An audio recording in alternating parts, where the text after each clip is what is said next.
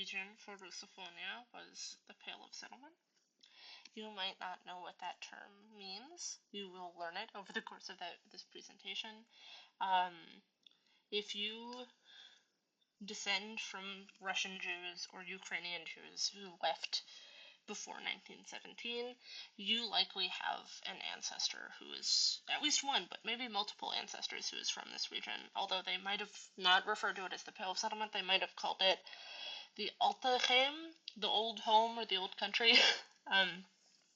The Pale of Settlement began in 1791 when, under Catherine the Great, after these regions had been captured, they wanted a way to exert Russian control.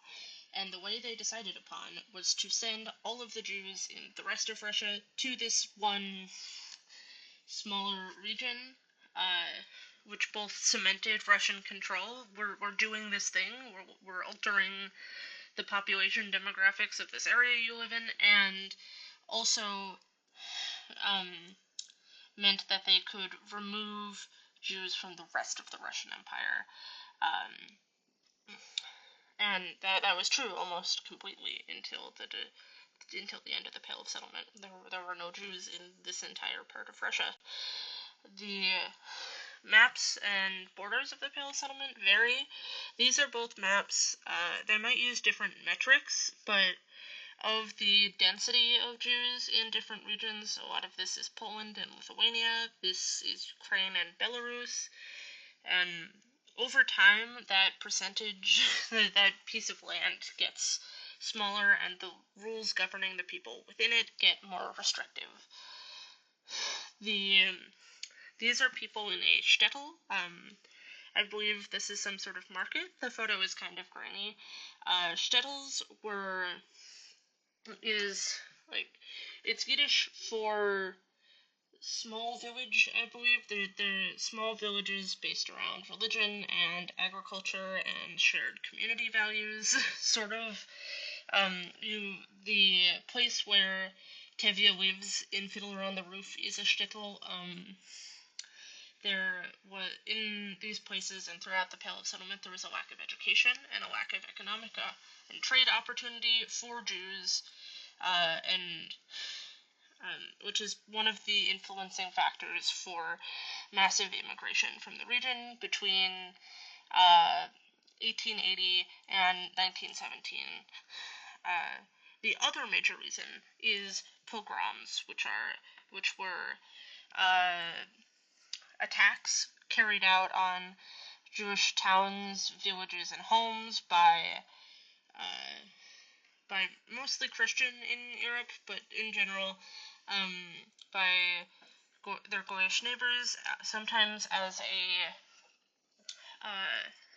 in retaliation for perceived slight, sometimes in service of the Great Holy War, sometimes for other reasons or for no reason at all. These are survivors of a pogrom. You can find much more disturbing photos of victims, but I don't want to show any of those.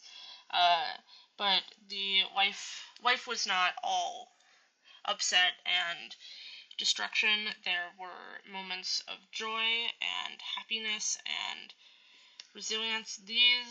This is a painting by Chaim Goldberg, an artist who spent a lot of his life focusing on the shtetl as a period of European Jewish joy before the Holocaust. This is a wedding, and as you can see, a little preview for what we're going to be talking about, musical instruments. The musical genre klezmer begins not in the Pale Settlement, but in the region, as well as other forms of Jewish music, some with instruments, some without instruments. And most people in the Pale Settlement were Hasidic, which contributed to this. Hasidism is a type of Judaism, a type of Orthodox Judaism that focuses on Kabbalistic mysticism and on producing and creating holiness within everyday life and within the everyday world. This also comes up in the song I chose, Duren Marku. A lot of the songs produced by Hasids during this period are adaptations of non-Jewish songs from farmers. They're often Russian or Ukrainian language that have been changed or have had things added to the lyrics. There's one called Stavia Pitu, I drank away, and it starts, I drank away my cow. And then it becomes, I drank away Saturday, I drank away my work. And that's all very interesting, but we don't need to talk about it right now. It was started by, Hasidic Judaism was started by this man, Israel Baal Shem Tov, Israel Ben Eliezer. He goes by a lot of names. This is another portrait from the 70s. There are no photos of him.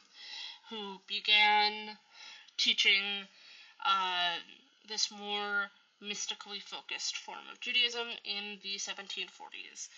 One of the people who was inspired by him was Rabbi Shneur Zalman Barukovich of Liad, who founded Chabad, which stands for Chokmah Bina Dalid, or wisdom, understanding, and knowledge, which are 3 of the 7 values of Kabbalah that make up the Tree of Life.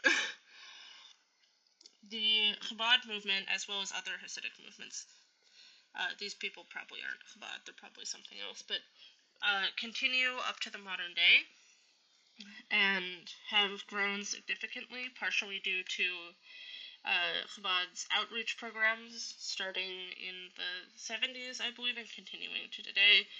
This is the Rabbi Wilhelm and Chani Wilhelm and their family, who are the people who run Chabad at UVM, so you might have seen them or their children before. And these are, I don't know these people, but these are people living in Jerusalem who continue on the legacy of Hasidic Judaism. The Chabad group has a number of their own specific songs, and there's a full list here. I believe that list also includes multiple different recordings. Music is a very important part of their culture. This is at 770, which is their biggest, most important synagogue. These people are dancing because it was the month of Adar, the month of increasing joy.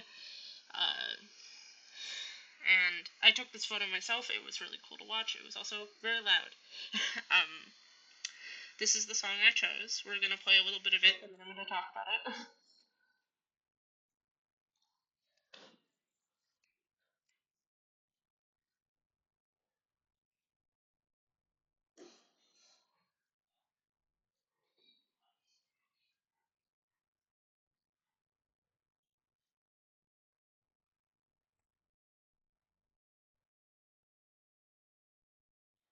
So this is Dulan Marku, or Foolish Mark. It is, I believe, originally a Ukrainian song that goes something like, "Foolish Mark" or "Stupid Mark, you don't do anything all day.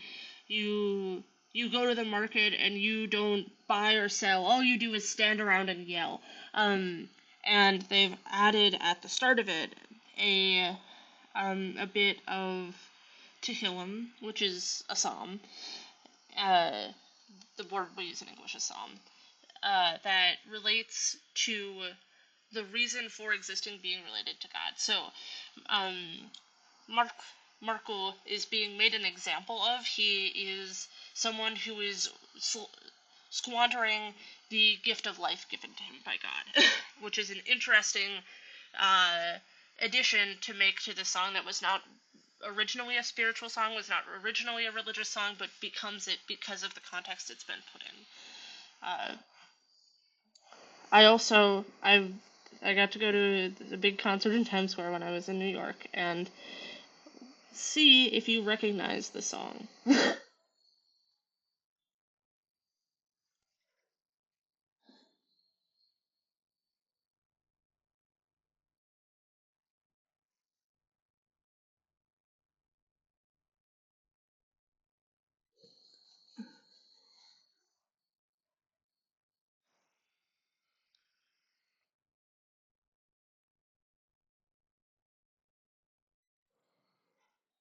So this is a song created in Russia that's being sung by Jewish teenagers at an event celebrating Jewish culture and identity in Times Square in 2025, which I think is really interesting and really cool.